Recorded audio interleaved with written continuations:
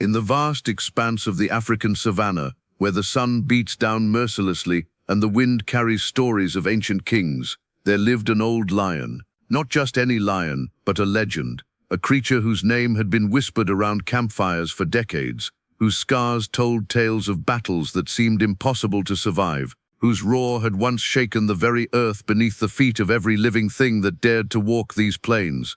They called him Mufasa, not because he was the character from a movie, but because his presence commanded the same kind of reverence. He was 17 years old, which in the wild means he had already lived twice as long as most of his kind. In lion years he wasn't just old, he was ancient. He was a ghost walking among the living, a shadow of his former glory, a king whose throne was crumbling beneath him with each passing day.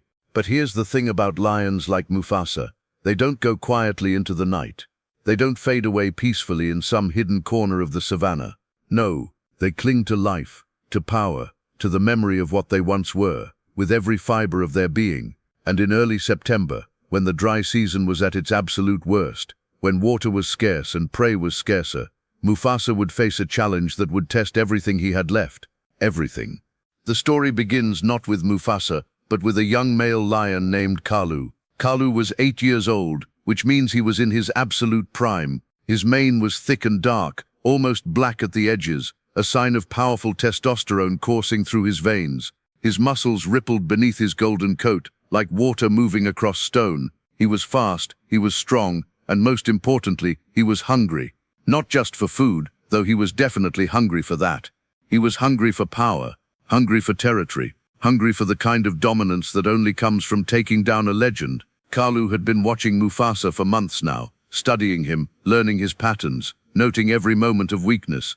And there were plenty of those now. Mufasa's left hind leg didn't work quite right anymore. An old hunting accident from years back, an injury that had healed but never quite straightened. His teeth were worn down from decades of tearing into flesh and bone. His eyesight wasn't what it used to be. But his spirit was still a raging fire. For 17 years, Mufasa had ruled over his territory with an iron claw. This wasn't some small patch of savanna either. This was prime real estate. A territory of nearly 80 square kilometers, blessed with permanent water sources, abundant prey, and the kind of shelter that made survival easier than most places in Africa. 3 separate prides called this land home, and all of them answered to Mufasa. He had fathered over 100 cubs in his lifetime. Some of them had gone on to create their own prides, spreading his bloodline across the entire region. But all of them owed their existence, their strength, their very survival to him. As a younger lion, Mufasa had been a machine of war. Rangers spoke of a time when he had fought 3 rival males simultaneously and walked away as the only one still standing. There was a story, perhaps true, perhaps legend, about how he had once held off an entire coalition of 5 males for an entire afternoon, defending a waterhole by himself while the pride escaped. That might have been exaggeration, but the scars on his body were real. Scars that covered his shoulders, his flanks, his muzzle, his legs. Scars that were written proof of a life lived at the absolute edge of survival and dominance. But nothing lasts forever.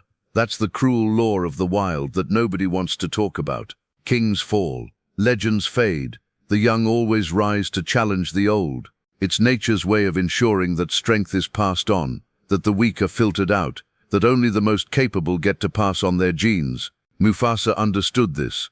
Deep in whatever passed for his consciousness, in that primal part of his brain that had evolved over millions of years, he knew his time was coming to an end. But understanding it and accepting it are 2 completely different things. Kalu made his first move on a Tuesday morning in early September. He didn't charge Mufasa head-on. That would have been foolish. Instead, he did what ambitious young males do. He started marking trees deep within Mufasa's territory.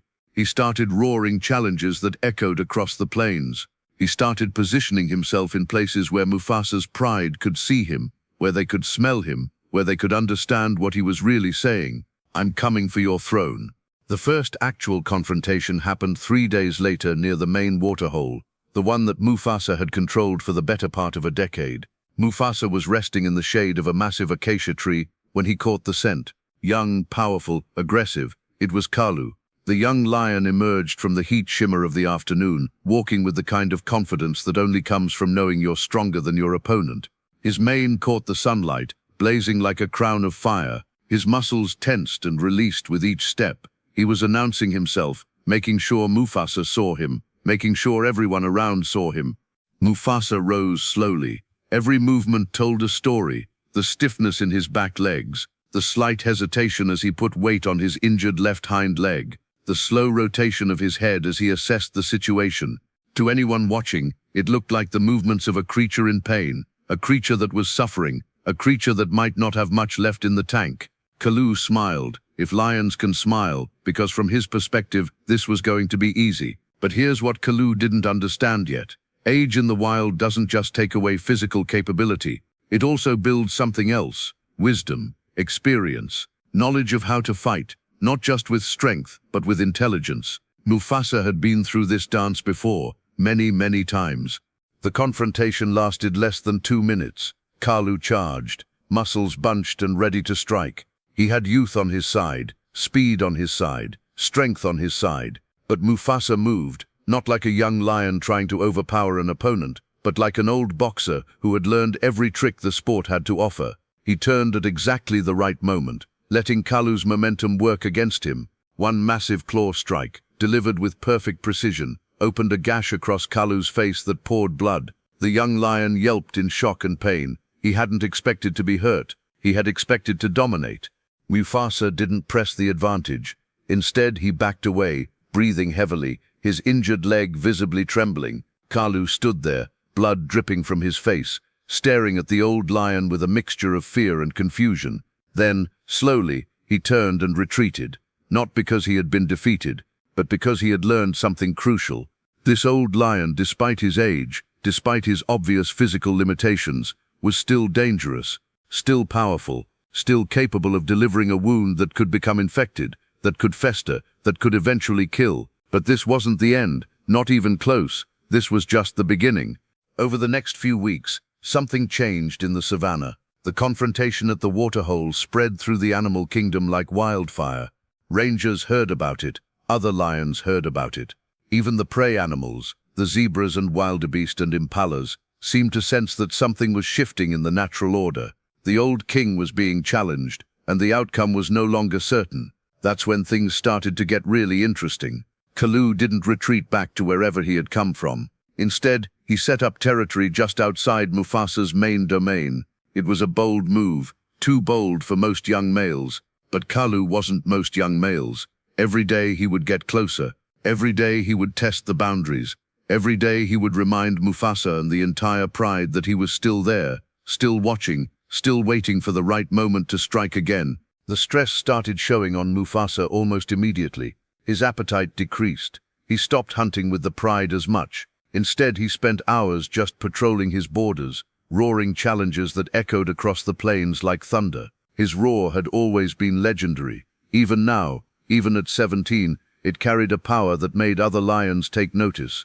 But there was something different about it now, something desperate, something that suggested he was fighting against time itself, against the inevitable march of years, against the cruel reality that youth always defeats age in the end.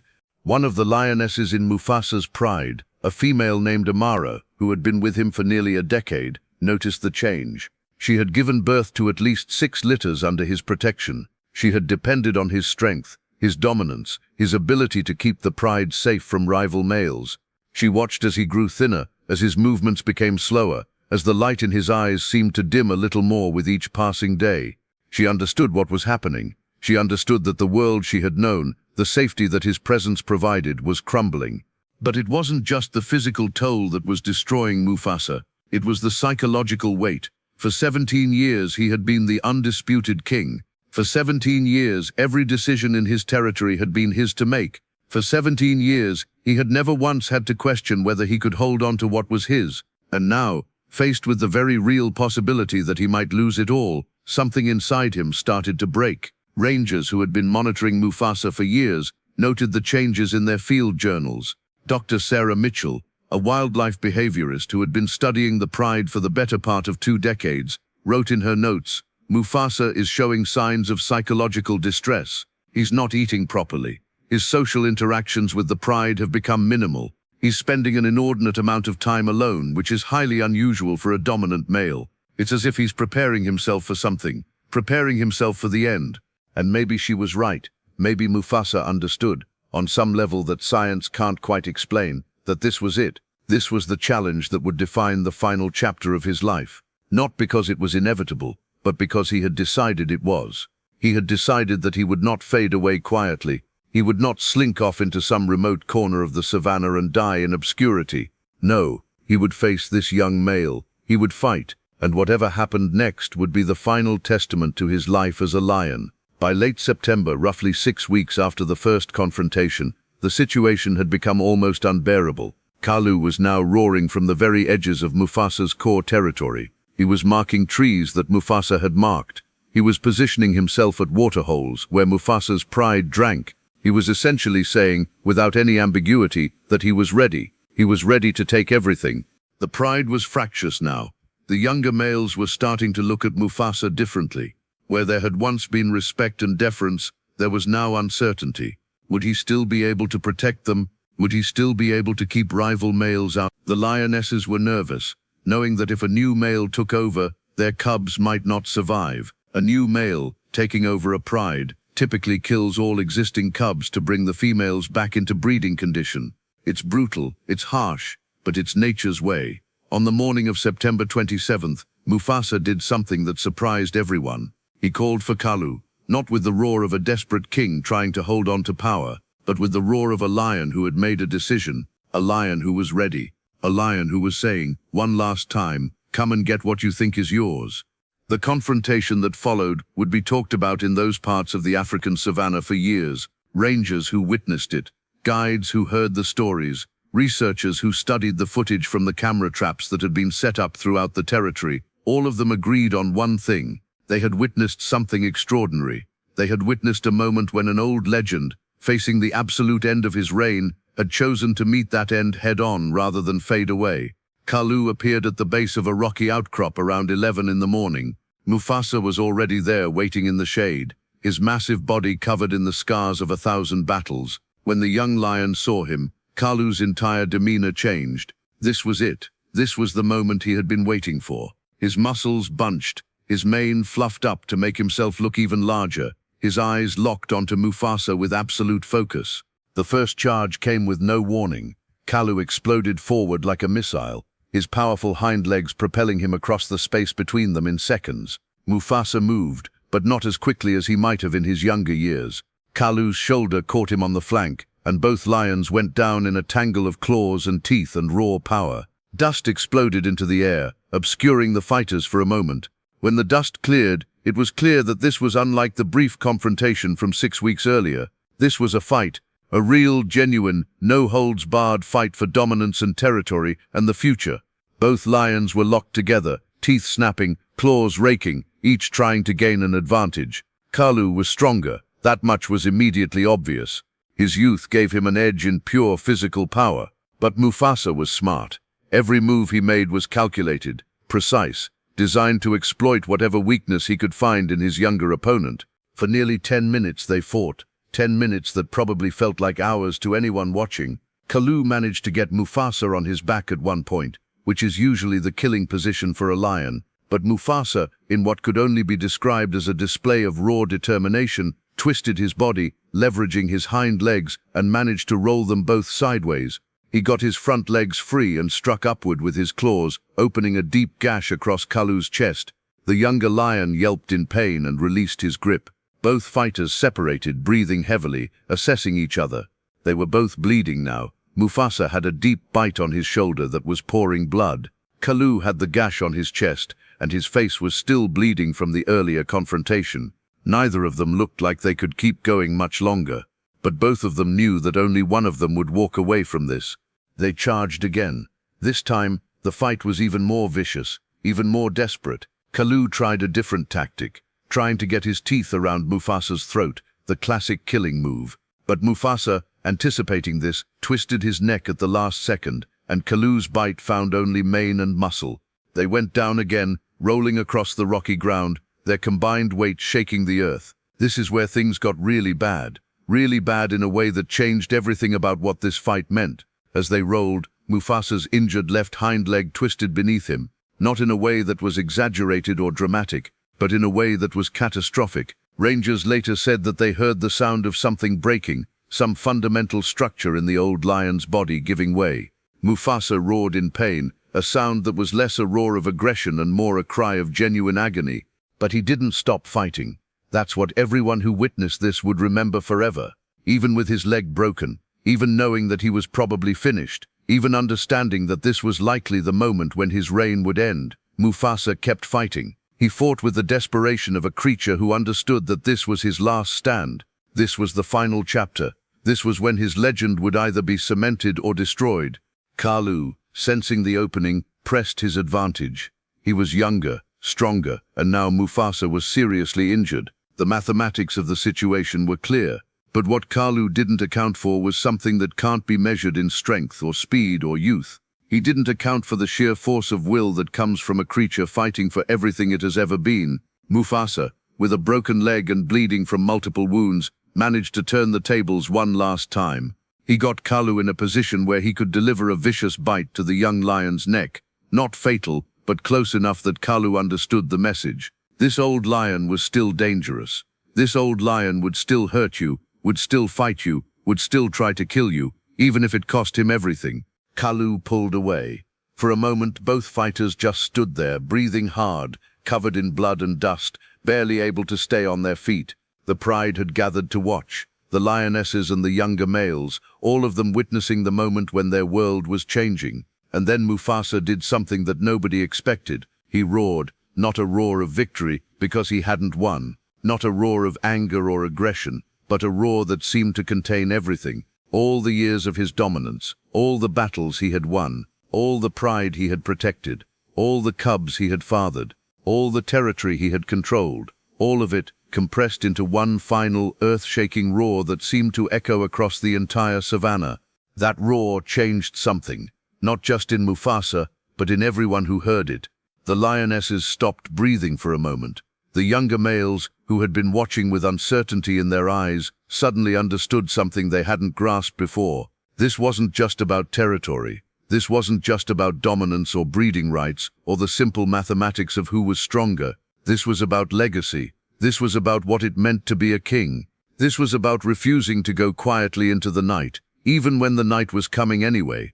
Kalu stood there, bleeding, breathing hard, staring at this old lion who had just shaken the earth with a single sound. And in that moment something shifted in his eyes. The hunger that had driven him for weeks, the desire to take everything, the youthful arrogance that had made him think this would be easy. It all seemed to fade just a little bit. He had won the physical fight, but something else was happening here, something that transcended the simple brutality of combat. Mufasa, standing on 3 legs now, his left hind leg completely useless, his body shaking with pain and exhaustion, looked directly at Kalu, and for just a second, there was a moment of understanding between them. A moment where the old lion seemed to be saying something without words. Something like, "This is how it ends." Not in shame, not in obscurity, but in defiance. Fighting until there's nothing left to fight with. Standing until you can't stand anymore. That's what it means to be a lion. Kalu turned away. Not because he was beaten. He had clearly won the physical contest. His body was in better condition. He was younger, stronger, faster. By every measurable standard, he was the superior fighter. But he walked away because something inside him, something that perhaps even he didn't fully understand, was telling him that if he delivered the killing blow right now, he wouldn't really be winning. He'd be killing a legend, sure, but he'd also be killing something else. Something that mattered more than territory or dominance or the simple satisfaction of victory. The pride watched in stunned silence as Kalu limped back toward the territory he had claimed for himself. He didn't roar. He didn't make any sound of triumph. He just walked, leaving a trail of blood in the dust behind him. And when he was gone, when he had disappeared over the ridge and back into his own lands, only then did the reality of the situation truly hit. Mufasa collapsed. His broken leg could no longer support his weight, and the pain from all his other injuries finally overwhelmed his ability to stay standing. He went down hard, his massive body hitting the rocky ground with a thud that seemed to reverberate through the earth. The lionesses rushed to him, making soft sounds, trying to comfort him in whatever way lions know how to comfort each other. Dr. Sarah Mitchell, watching from a distance through binoculars, was taking frantic notes. Her hands were shaking. In 20 years of studying this pride, in thousands of hours spent observing lions in their natural environment, she had never seen anything like this. She wrote, "Mufasa has been defeated. His left hind leg appears to be broken, possibly at the femur, multiple deep lacerations across his body. He's lost a significant amount of blood. From a purely medical standpoint, his injuries are severe, potentially life-threatening. But what I witnessed today goes beyond medicine. I witnessed something that challenges everything we think we know about animal behavior. I witnessed an old king fighting not for victory, but for dignity. And somehow, in losing the battle, he may have actually won something far more valuable." The next few days were crucial. Without treatment, without the kind of medical intervention that humans could provide but which was not available to a wild animal, Mufasa's injuries could easily become fatal. Infection was a real danger. Sepsis could set in. The broken leg, if it healed at all, would heal improperly, leaving him with a permanent disability that would make hunting almost impossible. But here's where the story takes another turn. Here's where the pride that Mufasa had protected for 17 years, the lionesses that had depended on him, the younger lions that had learned everything they knew from watching him, here's where they proved that they had learned more than just hunting techniques and territorial strategies. They had learned loyalty. Amara, the lioness who had been with Mufasa the longest, took charge of his care. She and 2 other lionesses began bringing him food, positioning kills close to where he rested so that he didn't have to expend energy moving to eat. They positioned themselves around him during the night, acting as sentries, making sure that no hyenas or opportunistic predators tried to take advantage of his vulnerability. The pride, rather than fragmenting and falling apart as might have been expected, actually came closer together.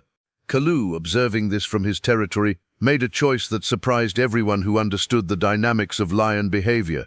Rather than press his advantage, rather than invade Mufasa's core territory and claim it while the old lion was incapacitated, he stayed back. He maintained his own territory, marked his own boundaries, but he didn't try to take over the pride. It was as if he understood that what had happened in that fight was bigger than simple territorial acquisition. It was as if he respected what Mufasa had done, even in defeat, and wanted to honor that in some way.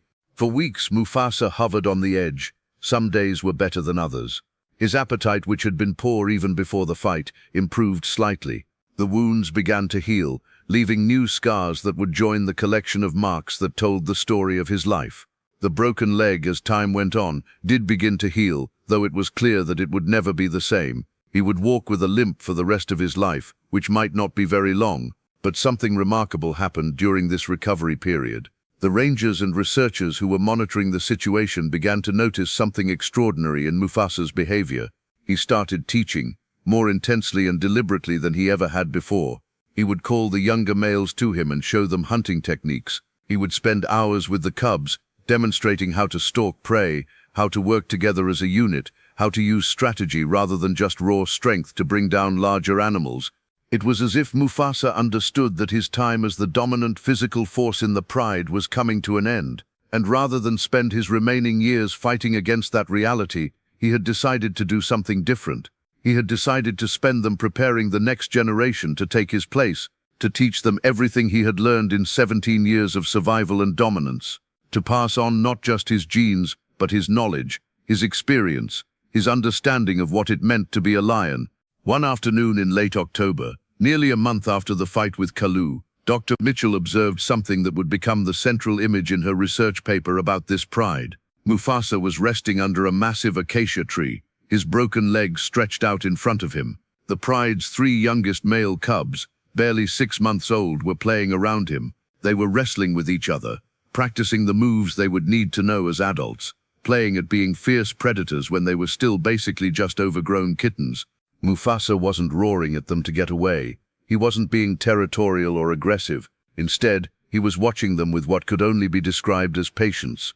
And occasionally, when one of them would pounce on him in play, rather than swatting them away as many dominant males would do, he would let them do it. He would let these tiny cubs climb on him, bite at his mane, wrestle with him. He was teaching them through play, teaching them that they weren't powerless, teaching them that they had the strength to challenge even the biggest, most powerful lions, teaching them that one day they too could be kings. That night, Mitchell wrote in her journal, "I have spent most of my life studying animals with the assumption that they operate purely on instinct, on drive, on biological imperatives. Today I witnessed something that made me question that assumption. I watched an old lion, broken and injured, spend hours allowing cubs to climb on him and play rough, not because he had to, not because instinct demanded it, but because he was choosing to. He was choosing to use his remaining years not to hold on to power with an iron claw, but to pass it on, to prepare the future, to ensure that his legacy would live on through knowledge and wisdom, not just through genetics. If that's not something deeper than instinct, then I don't know what is. As the weeks turned into months, Mufasa's physical condition slowly improved. The wounds healed completely, becoming just more scars in his already scarred hide. The broken leg healed, though it left him with a permanent limp that made running difficult. He would never be the physical specimen he had been in his youth. He would never be the unstoppable force that had dominated his territory for 17 years without serious challenge. But something else had happened, something that couldn't be measured in muscle mass or speed or the ability to fight. A transformation had occurred. The old king had become something more valuable than a fighter. He had become a teacher, a mentor, a repository of knowledge and experience that the younger generation desperately needed. Kalu, watching from his territory, seemed to understand this as well. He began making occasional visits to the border between his lands and Mufasa's, not as a challenge, not as a threat, but simply as a presence, as if he was checking on the old lion, respecting him in a way that goes beyond the simple brutality of dominance hierarchies. On one occasion, when a coalition of 3 young males from outside the territory tried to invade Mufasa's lands, testing whether the old lion was still capable of defending, it was Kalu who showed up to help drive them off. He didn't stay long. He didn't assert any claim to the territory. He simply appeared, roared, and helped push the intruders back. Then he left, returning to his own lands. It was an act of respect, of honor, of acknowledging that what Mufasa had done in that final fight, even in defeat, had changed something fundamental about how the younger lions viewed him. By early November, nearly 2 months after the fight that had nearly killed him, Mufasa was walking nearly normally again. The limp was permanent. Yes, the pain was still there. Yes, but he was functional, he was alive, and more importantly, he was still leading, still teaching, still shaping the future of his pride through everything he chose to do and everything he chose to teach. The rangers who had been monitoring this situation began to understand that they had been witnessing something truly exceptional. They had been watching not just the end of a reign, but the transformation of a reign into something different, something perhaps more valuable. They had watched an old lion faced with the absolute reality of his own mortality, choose not to rage against it, but to use his remaining time to ensure that his legacy would live on, not just in the pride, but in the way his knowledge would shape the future. As winter approached and the dry season began to ease its grip on the African savanna, something shifted in the natural rhythms of the land. The rains came, sparse at first, then more consistent. The water holes that had been shrinking steadily for months began to fill again. The prey animals that had been scattered across vast territories in search of water began to consolidate, to gather in areas where food and water were both available. Life returned to a kind of balance, though for Mufasa, the understanding was growing that his particular chapter in this story was entering its final pages. By mid-November, nearly 3 months after that climactic fight with Kalu, Mufasa's body had healed as much as it ever would. The broken leg had knitted itself together in a somewhat functional form, though the lameness was permanent. The various lacerations and bite wounds had closed and scarred over, adding new lines to the map of his body that told the story of a life lived at the absolute edge of survival. But there was something else happening now, something more subtle and more profound. His energy levels, which had slowly been recovering, began to plateau, then to decline. Dr. Mitchell, who had been monitoring his condition closely, noticed the changes in her field observations. She wrote, "Mufasa is showing signs of what appears to be chronic pain. He moves more stiffly in the mornings, as if the injuries are particularly bothersome when he's been resting. His appetite has become inconsistent again. Some days he eats well, other days he barely touches food brought to him by the lionesses. There's a quality to his movements now that suggests he's managing pain rather than recovering from injury. I suspect that the internal damage from the fight may have been more severe than initially apparent. Organ damage is a possibility. The body is healing, but perhaps not completely." What was becoming clear to anyone paying attention was that the fight with Kalu, while not immediately fatal, had set in motion a chain of events that would ultimately determine when and how Mufasa's life would end. The old lion seemed to understand this as well. There was a quality to how he spent his time now that suggested acceptance. Not resignation, not giving up, but a kind of peaceful acknowledgement that the sun was setting on his reign. Yet even as his body declined, his role within the pride seemed to intensify. The younger males, sensing perhaps that their mentor's time was limited, began seeking him out more frequently. The cubs, now growing larger and more capable, spent more time with him than ever before. It was as if everyone understood, without being told, that these were final lessons, final opportunities to learn from a creature whose knowledge and experience were irreplaceable. There was one cub in particular, a male named Simba, who had attached himself almost completely to Mufasa. The cub was 4 months old, strong and curious, with a mane just beginning to show hints of the darkness that would eventually characterize his adult coloring. Simba followed Mufasa everywhere. When the old lion moved, Simba moved. When Mufasa rested, Simba rested nearby. The bond between them was almost painful in its intensity, as if the cub somehow understood that he was running out of time with his mentor. On a particularly clear evening in late November, as the sun was painting the sky in shades of orange and red that made the entire savannah glow like it was on fire, Mufasa decided to do something he hadn't done in months. He decided to climb to the top of Pride Rock, a massive stone outcrop that overlooked his entire territory. It was difficult. The climb required him to use his injured leg more than usual, and the pain was evident in every movement. But he pushed forward, and eventually, with Simba following close behind, he reached the summit. From there the view was extraordinary. Stretching out in all directions was the territory he had controlled for 17 years, the waterholes that had sustained his pride during dry seasons, the grasslands where countless hunts had taken place, the rocky outcrops where his cubs had been born and raised, the entire kingdom that he had built and protected and held together through sheer force of will and physical dominance. Mufasa stood there silhouetted against the sunset, looking out at his domain. Simba stood beside him, small and young and full of potential, looking out at the same view, and in that moment it seemed like something was being passed from the old lion to the young one, not through any physical act or spoken words, but through simple presence, through the transmission of understanding from one generation to the next. That night, Mufasa didn't hunt. The pride brought him food, as they had been doing for weeks, and he ate some of it, but his appetite was clearly failing. The physical toll of the climb seemed to have exhausted him more than would have been expected. He rested heavily, and the younger lions stayed close, sensing that something was happening, though none of them could quite articulate what it was. Over the next few days, Mufasa's condition deteriorated noticeably. He spent more time resting and less time moving. His breathing became labored at times. When he did get up to move, he seemed unsteady, as if his body wasn't quite obeying his commands the way it used to.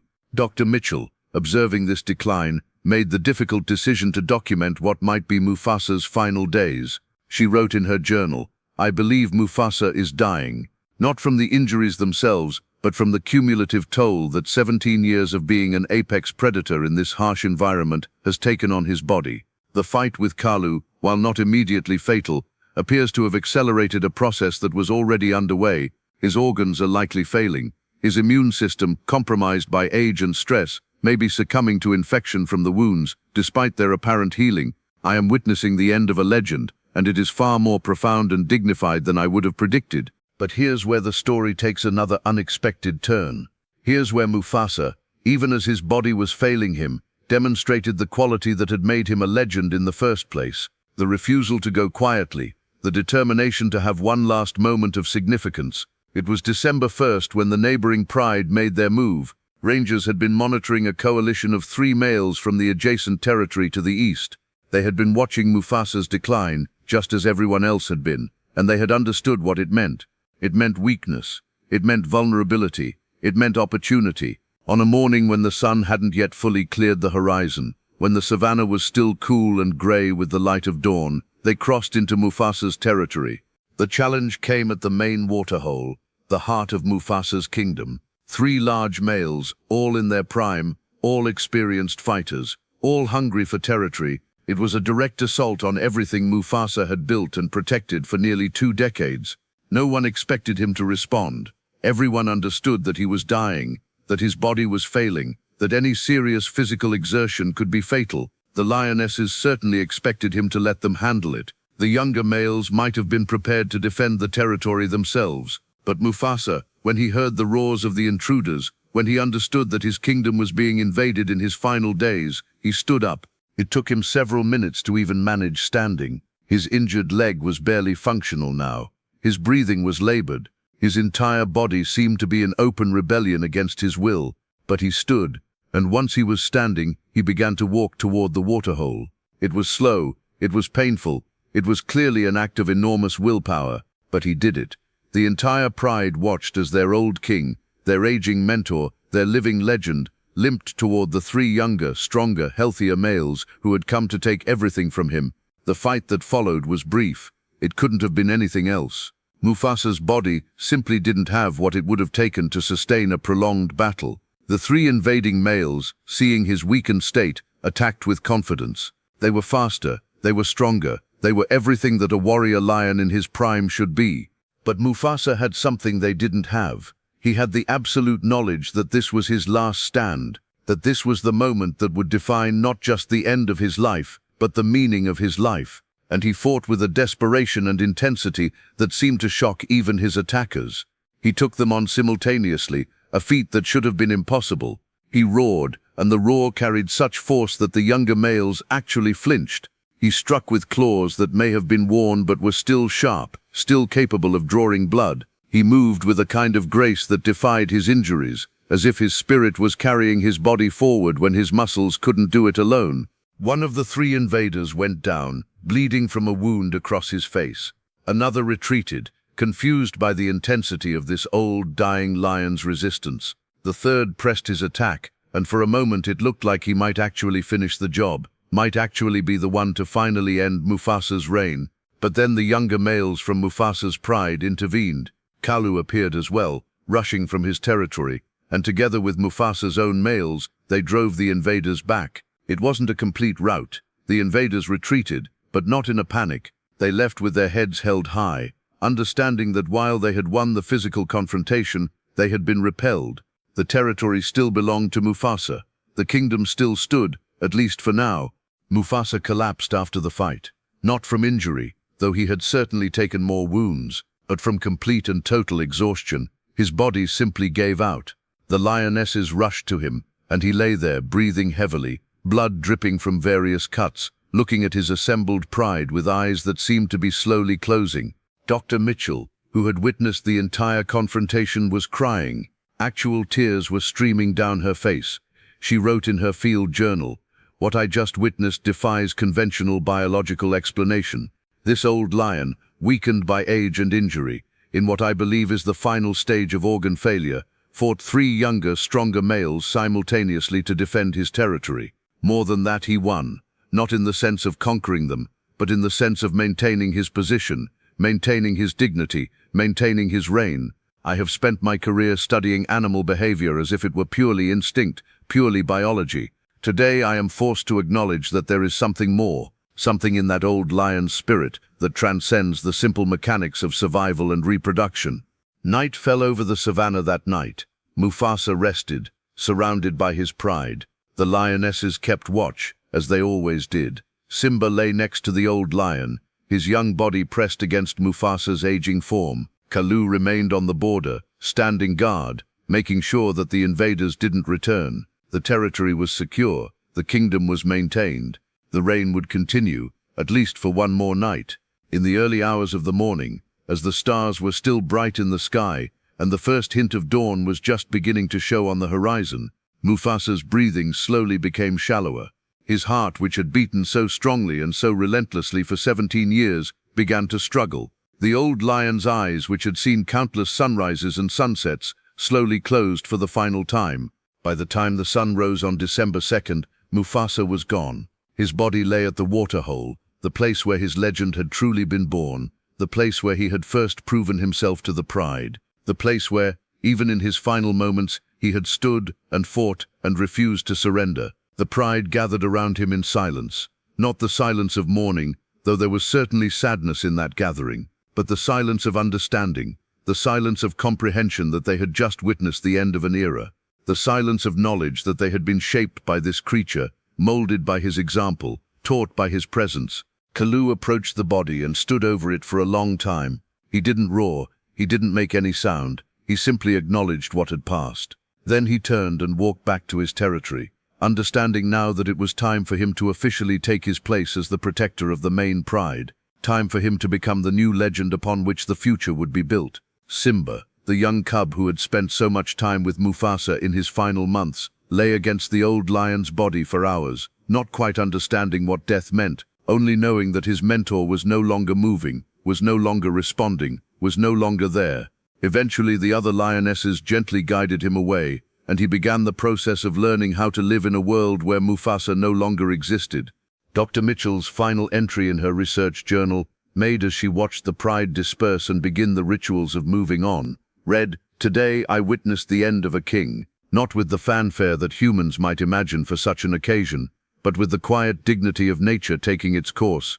Mufasa lived 17 years in the wild, a lifespan nearly double that of most male lions. He fathered more than 100 cubs. He protected his territory against countless rivals. He taught a generation of younger lions what it meant to be a warrior, a protector, a leader, and in his final moments when his body was failing and death was approaching, he fought one last time to preserve the kingdom he had built. He did not go gently into that good night. He did not fade away quietly. He roared, he fought, and he won, not against his enemies, but against the very concept of decline and irrelevance. He chose how his story would end, and that choice has changed how I understand not just lions, but the nature of life itself. In the months that followed, Mufasa's legend grew even larger than it had been in life. Rangers spoke of the old lion who had died fighting. Guides told tourists about the creature who had ruled for 17 years and had gone out not with a whimper but with a roar. Scientists debated what they had witnessed, what it meant, what it suggested about animal cognition and emotion. But perhaps the most telling measure of Mufasa's legacy was not in the words spoken about him, but in how Kalu ruled. The new dominant male took many of Mufasa's approaches. He was fierce when he needed to be, but he was also a teacher. He spent time with the cubs. He passed on knowledge and technique. He became, in his own way, a continuation of the legend that Mufasa had started. On quiet mornings when the sun was just rising and the savannah was still cool and peaceful, rangers reported seeing Kalu standing on Pride Rock, looking out at the territory, looking the same way that Mufasa had looked, silhouetted against the dawn. And in those moments it was as if the old king and the new king were somehow together, connected across the boundary between life and death by something deeper than genetics, something that transcended the simple mechanics of nature. Mufasa had roared his last roar. His final stand had changed everything, and in doing so, he had ensured that his legacy would live on, not just in his bloodline, but in the very way that lions would continue to rule the savannah for generations to come. His story was over, but his influence, his wisdom, his refusal to surrender, even in the face of death itself, that would echo through the African wilderness forever.